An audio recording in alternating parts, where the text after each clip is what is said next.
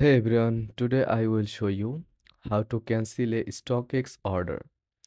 First of all, keep in mind that StockX does not typically allow cancellations after an order is placed.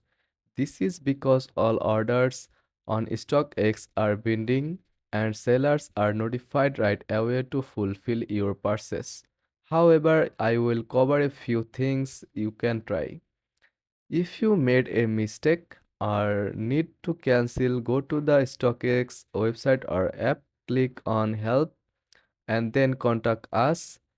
Explain the reason for your request as soon as possible. Although cancellations aren't granted, reaching out quickly may increase your chances. If the order cannot be cancelled, you can resell the item on StockX once it arrives. In some cases, this can help you recover most or all of your cost if you no longer want the item. And that's it. StockX orders are hard to cancel, but you do have options like contacting support or reselling the item. Thanks for watching and good luck.